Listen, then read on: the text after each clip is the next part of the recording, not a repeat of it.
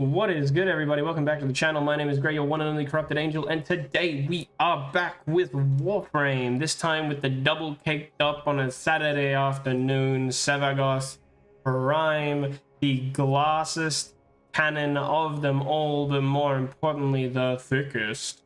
So, with that in mind, let's get straight into Sevagoth Prime, his abilities, and the build.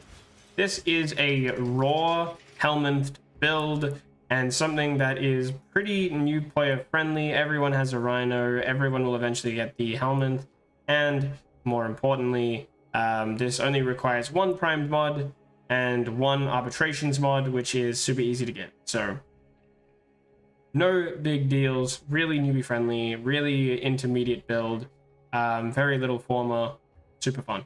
Let's get into his abilities. So, passive-wise, we have essentially the Inaros ability of being able to fight your way out of death. It's a lot worse than Inaros's one, but it can sometimes work. I have gotten it to work a couple of times here and there. It's just a matter of whether or not you can manage to make it happen or not. Very different story. Moving on to Reap. Reap is his first ability. He sends out his shadow. It hits enemies along the path. Survivors will take damage over time, and the souls of the dead will fill the death well. Basically, he sends it out, it does some damage, and then it takes a little bit of extra damage over time as well, which is really nice. It applies a debuff for 15 seconds when hitting an enemy, which is going to provide a damage vulnerability to those enemies of 114%. This applied with Shadow Haze means we're getting a critical chance of 114% applied to those enemies as well. Shadow Haze being the augment, basically saying that every single time you hit an enemy with your Reap, you are going to get 50% chance to 50% critical chance on them, and every single time that someone dies with the Death Harvest effect on them, it's going to summon a secondary Reap Shadow. This is really nice for basically getting a bunch of red crits on your weapons on anyone that survives, and also more importantly, it's getting a crap load of extra love in the form of being able to, for whatever reason, mass spam these shadows and blow up the world. When you combine that with Sow, which is the obvious second option with Reap, you get planting death seeds in nearby enemies to drain their life force. They will get a damage over time effect basically applied again with the Sow ability. And if they get hit by Reap, they will take a percentage-based damage based around their health, which will fill the death well again if people die from this ability. Basically, what this means is you can do 100% damage if you do it right to an enemy that is sown, and will insta-kill them with Reap, basically meaning that Reap-Sow combo is an insta-kill on any enemy in the game, making this the perfect Steel Path weapon build. It's really, really handy for that regard. We also have Dark Propagation as an aura slot. This is going to give you access to Infinite Sow, where it spreads the Sow effect on a 15-meter radius, which is really, really handy because it just means that if you don't hit everyone, doesn't matter because the Reap-Sow combo will spread the Reap-Sow combo, which is nice for efficiency's sake. Gloom is our survivability tool in a sense. It doesn't really do the best job at keeping you alive, but it exists and does help somewhat. It gives you a little bit of lifesteal, and it gives you a slow. This is nice for the fact that you're getting a bit of survivability in that regard, but not enough to where I would say it is super, super relevant. The other problem as well is that it drains energy quite a lot, and that can really affect your energy efficiency as well. So keep that in mind when you're using this. You might want to not use it so that way you have some form of energy. Moving on, we have Roar. This is our helmet. It basically bumps us up to that 100% kill threshold. It also gives us plenty of extra damage on our weapons, which is always nice and always appreciated. 68% damage, but it grows up to, I think, somewhere in the 80s with Molt Augmented, so keep that in mind too. Moving on to the actual build itself, we have a Corrosive Projection Aura slot helping us strip some armor. We've got Rolling Guard for survivability, which is desperately needed in this build because, again, we are a Turbo Glass Cannon. For strength, we have Blind Rage, Intensify, and Molt Augmented. This is going to keep us doing maximum damage, one-shotting all the enemies in the game. For energy, we have Arcane Energize, which is a necessity, as well as Streamline for ability efficiency. If you had any Archon Shards, I highly recommend adding a purple Archon Shard to give you the Equilibrium effect. This is really important. I personally don't have it, but it is really, really important to keep you alive because, my god, is it so necessary on build like this to get as much survivability as possible wherever you can, and Archon Shards are the way to go. Dark Propagation and Shadow Haze are our augments, of course, followed up with Stretch for some extra range to spread those augments, and then Primed Continuity to hopefully help us not drain as much on Gloom, as well as keeping our Sow and our Reap going for as long as possible. That's the build. Let's get straight into it. I don't want to mess around. Again, forgive me if I beans up this first little bit here. I don't play this enough, so there is that to consider as well, and I apologize in advance for when I inevitably make a mistake, die, and just don't do well. One thing to note as well is if you wanted to put a crap load of Forma into this guy, I definitely recommend it, because putting Preparation on here would be a fantastic thing to do as well.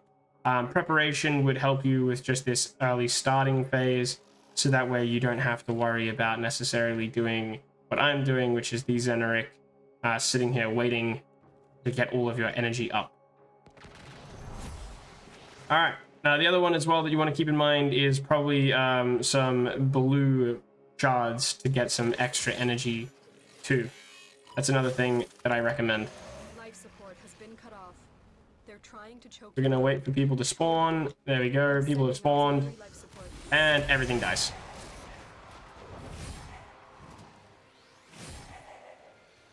As you can see, if you have the ability to hide out and chill somewhere, that works pretty good too. Oh, we managed to go down. I swear I rolled, but maybe I didn't.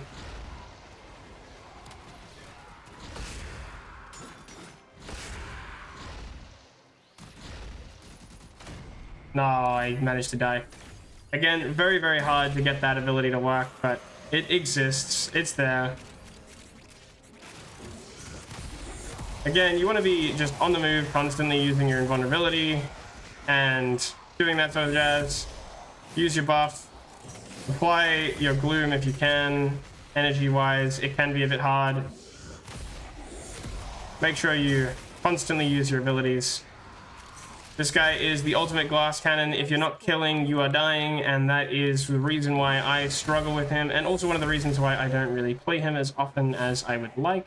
He is very strong, but he is also incredibly stressful, and I just don't have the kind of playstyle that has me paying attention 24/7, and that is one of my major issues in the long run.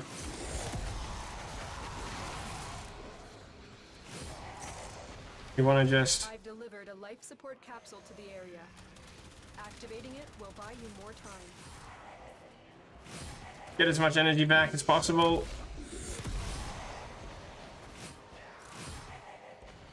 Again, making sure we're killing as many people as we can, so that way we can get all of their energy drops. It spreads really, really well. Again, as well, if we get access to... Oh no, we didn't start. I'm rolling here.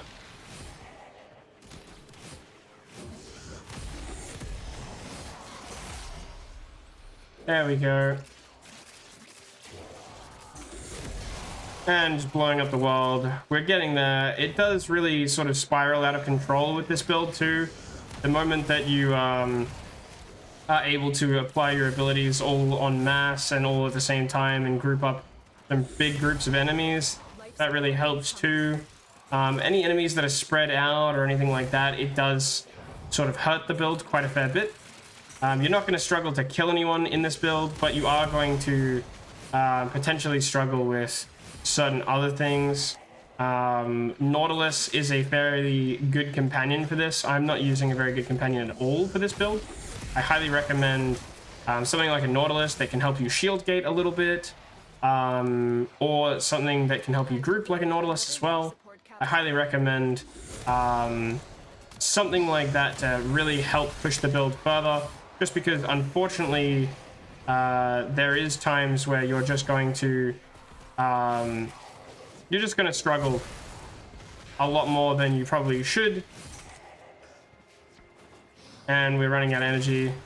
We just barely managed to get energy there.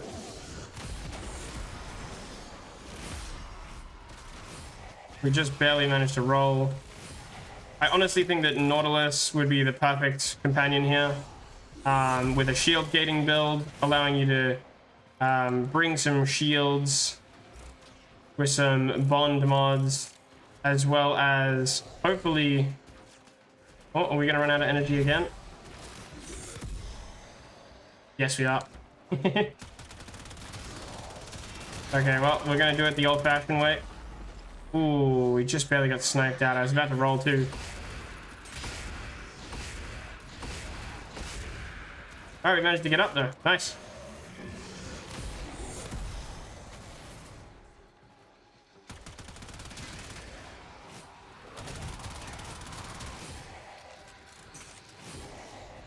Fantastic.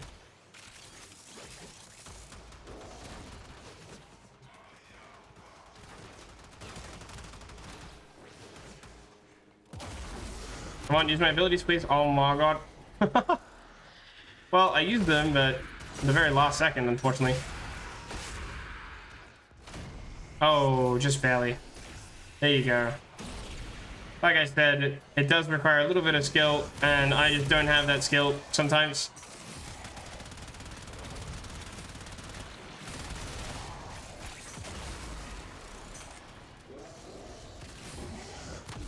It's a very high investment in secondary investments. Warframe, though, I think. Personally, I find. Luckily, though, the one benefit of it is that you're going to get those crits.